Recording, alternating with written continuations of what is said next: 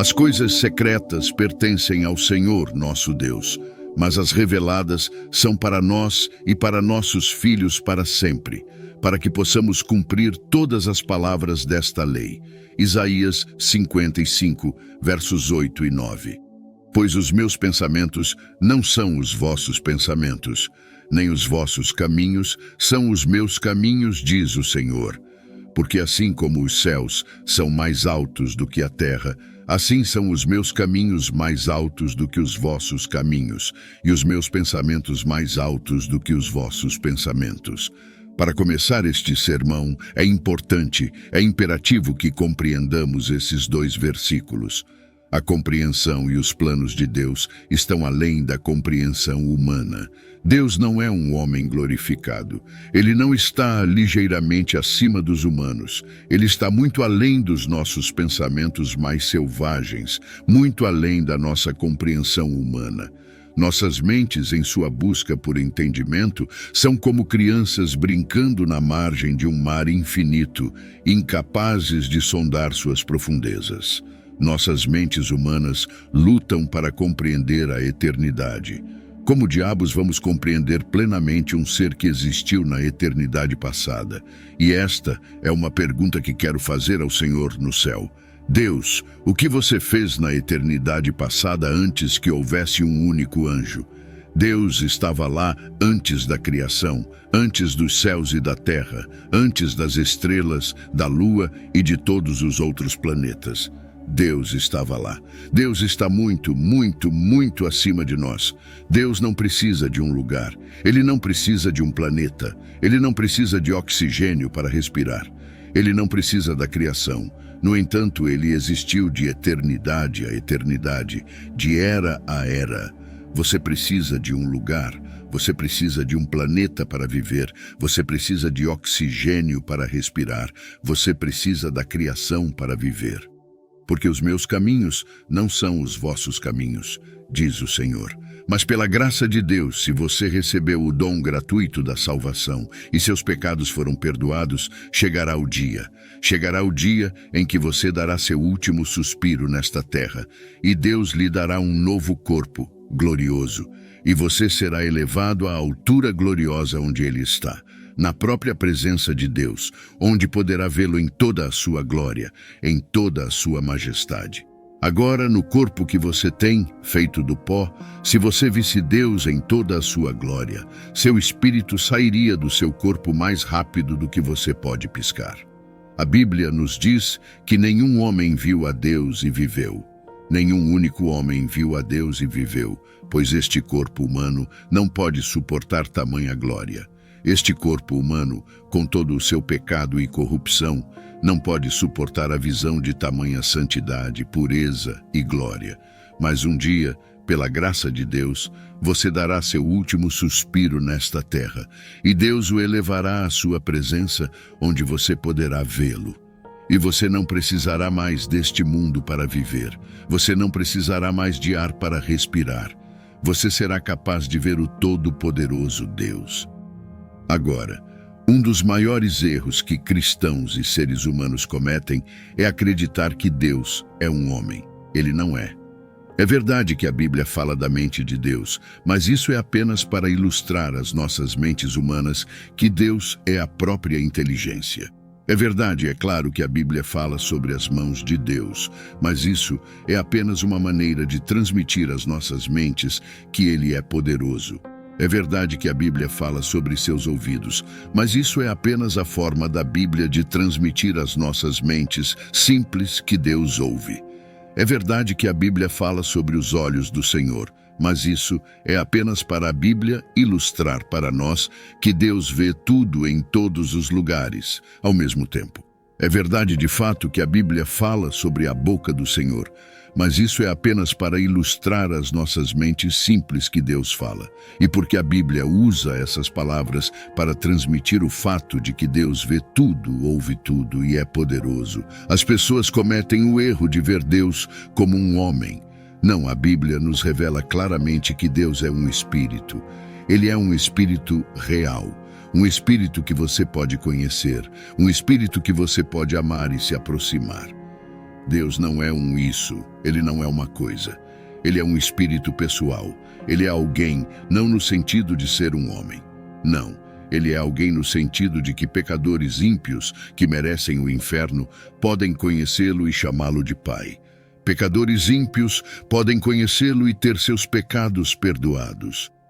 Oh, que coisa maravilhosa é ter seus pecados perdoados e ser cheio do Espírito Santo. É uma coisa incrível Deus entrar em sua vida para o Espírito dele habitar em você. Você é uma nova criatura. Você não está mais buscando as coisas da carne. Você não está mais buscando as coisas deste mundo. Você está consumido por ele. Você está consumido em conhecê-lo. O apóstolo Paulo disse que eu possa conhecê-lo, e esse é o verdadeiro desejo de todos os santos em Deus: conhecê-lo. Podemos conhecer a Deus, vemos isso na Bíblia. Vemos casos na Bíblia em que as pessoas se tornaram amigas dele e ele se tornou amigo delas. E ninguém conheceu Deus tão intimamente quanto Moisés. Moisés tinha um relacionamento com Deus que muito poucas pessoas já alcançaram. Salmos 10, versos do 3 ao 7 diz: Ele fez conhecer os seus caminhos a Moisés, os seus feitos aos filhos de Israel. E ninguém conheceu Deus tão intimamente quanto Moisés. Moisés tinha um relacionamento com Deus que muito poucas pessoas já alcançaram. Em Êxodo, vemos Deus se revelando a Moisés, Êxodo 33, versos 17 ao 23, e o Senhor disse a Moisés: Farei o que você pediu, porque estou satisfeito com você e o conheço pelo nome. Então Moisés disse: Agora, mostra-me a tua glória. E o Senhor disse: Farei passar toda a minha bondade por diante de ti e proclamarei o meu nome, o Senhor, diante de ti. Terei misericórdia de quem eu tiver misericórdia e me compadecerei de quem eu me compadecerei. Mas ele disse: Você não pode ver o meu rosto, pois ninguém pode me ver e viver. Então o Senhor disse: Há um lugar perto de mim onde você pode ficar em uma rocha. Quando minha glória passar, vou colocá-lo numa fenda na rocha e cobri-lo com a minha mão até que eu tenha passado. Depois retirarei a minha mão e você verá as minhas costas, mas o meu rosto não pode ser visto. Enquanto os anjos permaneciam e observavam, Deus protegeu Moisés enquanto passava. Moisés foi colocado num lugar específico para ficar, e ele não foi autorizado a ver o rosto de Deus. Moisés só podia ver as costas de Deus. A ideia é que Moisés só poderia ver atrás de Deus, não Deus em si mesmo. Enquanto os anjos permaneciam e observavam este momento tremendo em que um homem humano viu as costas de Deus, Deus teve que proteger Moisés. Se ele não o fizesse, Moisés teria morrido. Para ver o rosto de Deus, nossos corpos mortais com todo o seu pecado não podem suportar tamanha pureza, santidade e glória. As coisas secretas pertencem ao Senhor, nosso Deus. Ele habita numa esfera de mistério, uma esfera onde nenhum homem conhece e nenhum homem viu. Você pode ver um anjo e viver, mas não pode ver Deus e viver. No ano em que o rei Uzias morreu, Isaías viu o Senhor assentado em um trono, alto e exaltado.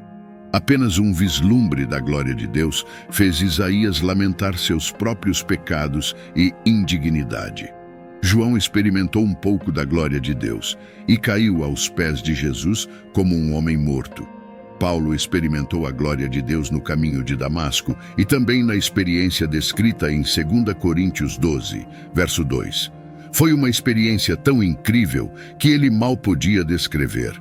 Conheço um homem em Cristo que há 14 anos, se no corpo não sei, se fora do corpo não sei.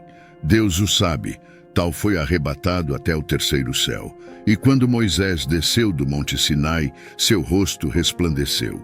Êxodo 34, versos 29 e 30. Sucedeu que, descendo Moisés do Monte Sinai, tendo nas mãos as 2 tábuas do testemunho, ao descer do monte, Moisés não sabia que a pele do seu rosto resplandecia depois que falara com ele.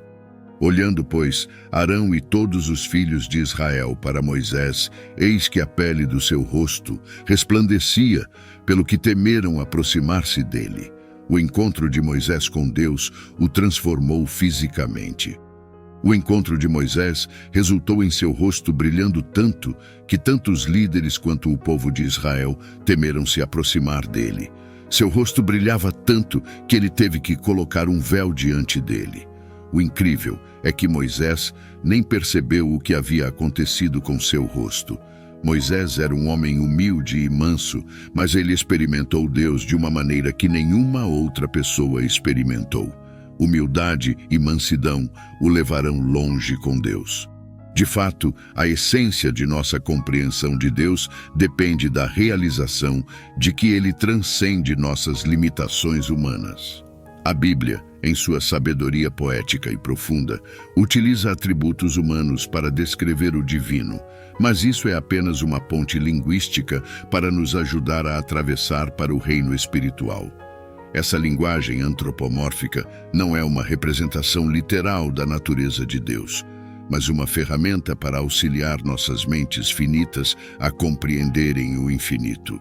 Considere a vastidão do universo, a complexidade da criação, as intricadas nuances da vida. Tudo isso são apenas reflexos de sua grandiosidade. Os caminhos de Deus, como mencionado em Isaías 55, versos do 8 e 9, não são apenas diferentes dos nossos. Eles estão em uma escala completamente diferente. São tão superiores aos nossos caminhos quanto os céus estão acima da terra. Isso não é apenas uma diferença em grau, mas em espécie. Quando falamos da inteligência, poder, visão e audição de Deus, estamos usando termos familiares a nós. Mas, na realidade, a inteligência de Deus não é como a inteligência humana. Não está limitada pelos confins do tempo, espaço ou matéria. Seu poder não é meramente força física, mas a própria força que sustenta a existência. Sua visão e audição não são funções sensoriais, mas simbolizam sua onisciência e consciência abrangente que penetram nos segredos mais profundos e nas verdades mais ocultas. A representação de Deus como um homem é uma limitação imposta pela linguagem e imaginação humanas. Deus é espírito, como claramente afirmam as Escrituras. Esse espírito não é uma força impessoal. Ele é pessoal, relacional e íntimo. Ele é um espírito que deseja um relacionamento com sua criação, um espírito que ama e se importa, um espírito que se aproxima da humanidade. De várias maneiras ao longo da história, a interação de Deus com Moisés, como registrado em Salmos 103, verso 7, é um exemplo primordial desse relacionamento pessoal. Moisés conheceu Deus de uma maneira sem precedentes. Através de Moisés, Deus revelou não apenas leis e mandamentos, mas seu caráter, sua misericórdia, justiça, paciência e amor. As leis dadas não eram simplesmente regras, mas um reflexo do tecido moral do caráter de Deus. No Novo Testamento, essa compreensão de Deus é ainda mais aprofundada. Jesus Cristo, Deus encarnado, veio revelar o Pai de uma maneira que nunca foi conhecida antes. Através de Cristo, vemos a expressão mais plena do amor de Deus, um amor tão profundo que levou ao sacrifício supremo. Em Jesus, o Deus invisível torna-se visível, o incompreensível torna-se compreensível, e a divindade distante torna-se um amigo acessível.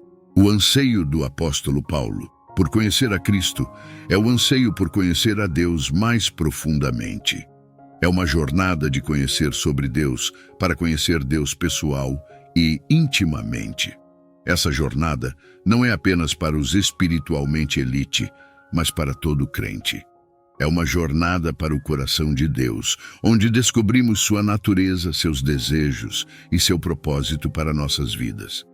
Nosso relacionamento com Deus nos transforma. Isso muda como nos vemos, como vemos os outros e como vemos o mundo. Nele, encontramos uma nova identidade. Não somos mais definidos por nosso passado, nossos fracassos ou nossas limitações. Somos definidos pelo seu amor, sua graça e seu poder agindo em nós e através de nós. Em conclusão, entender Deus como Espírito, como um ser relacional pessoal, não é apenas conhecimento teológico. É uma experiência transformadora que nos muda de dentro para fora. É um convite para uma jornada de fé, onde chegamos a conhecer Deus não como uma força distante e impessoal, mas como um Pai amoroso, um amigo fiel e um Salvador poderoso. Isso é o cerne da fé cristã, uma jornada para o mistério e majestade de conhecer Deus. A jornada de fé nos conduz a uma compreensão mais profunda e significativa de Deus, não apenas como um conceito teológico, mas como o amor encarnado em Jesus Cristo. Nessa busca, descobrimos um Deus que transcende nossa compreensão humana. Um Deus que se revela não apenas nas grandezas do universo, mas na intimidade do relacionamento pessoal. Que possamos, como Moisés, ansiar por ver mais de Deus, mesmo que seja apenas uma visão das suas costas. Que a transformação que ocorreu no rosto de Moisés ecoe em nossas próprias vidas, refletindo a luz do amor e da graça divina. Que ao conhecermos a Deus mais intimamente, sejamos transformados, renovados em nossa identidade e capacitados a viver vidas que refletem sua glória. Que a jornada de fé não seja apenas um exercício intelectual, mas uma experiência que permeia cada fibra do nosso ser, conduzindo-nos ao cerne da fé cristã, um relacionamento íntimo com o Deus que nos ama, nos redime e nos guia em toda a eternidade. E hoje, se você deseja se reconciliar com nosso Salvador Jesus Cristo por ter se afastado dos caminhos, ou quer iniciar uma nova jornada rumo à salvação eterna, comente aqui embaixo: eu te aceito, Senhor Jesus, como meu único e suficiente Senhor e Salvador da minha vida. Até a próxima.